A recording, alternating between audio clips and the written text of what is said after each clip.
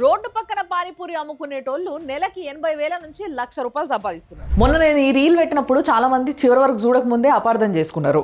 యాక్చువల్గా నేను చెప్పాలనుకున్నది ఏంది అని అంటే డెడికేషన్, ఇన్నోవేషన్, కొంచెం లక్, ఈ మూడు కలిసి వస్తే ఇలాంటి వార్తలు వినిపిస్తాయి అని చెప్పి. అయినా కూడా ఈ వార్తలన్నీ కూడా ఆల్రెడీ న్యూస్లో వచ్చినవే.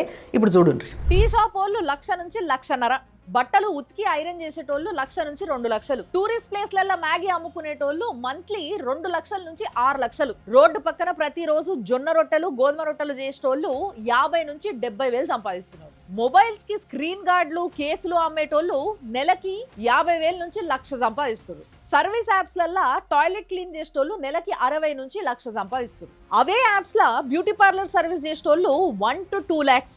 సాఫ్ట్వేర్ కంపెనీస్ బయట పాన్, కూల్ డ్రింక్స్, మింట్, సిగరెట్లు ఇవి అమ్ముకునేటోళ్ళు 1,00,000 నుంచి 2,00,000 సంపాదిస్తారు. సైకిల్ మీద ఇడ్లీ దోశ అమ్ముకునేటోళ్ళు 30 నుంచి 50,000 సంపాదిస్తారు. వ్యాలెట్ పార్కింగ్ వాళ్ళు టిప్ రూపంలో సంపాదిస్తున్నది 40 నుంచి 60,000. ఇట్లాంటి అన్ని చూసి ఐటీ ఎంప్లాయీస్ కూడా, ఒక ఆయన ముఖ్యంగా ఆయన ఆ జాబ్ నుంచి బయటికి వచ్చి మోమో మాఫియా అని చెప్పి ఒక చిన్న డబ్బా పెట్టుకొని మొదలు పెట్టింది 2.5 years లా 5 కోట్లు సంపాదించిండు. అంటే నెలకి 18 లక్షలు. 4 లక్షల జాబ్ వదిలేసుకొని వచ్చి 18 లక్షలు సంపాదిస్తాడు. డిగ్రీలు చేసి కష్టపడి జాబ్ చేసేటోళ్ళు ఎవరైతే ఉన్నారో వాళ్ళు ఎవ్వరు ఫీల్ అవ్వకుండ్రి. ఎందుకంటే ఇంట్లో కూడా సర్వీస్ సెక్టర్ కాబట్టి బాగా సర్వీస్ ఇచ్చేటోళ్ళు, మంచి క్వాలిటీ అమ్మేటోళ్ళకి మాత్రమే ఇన్ని లాభాలు.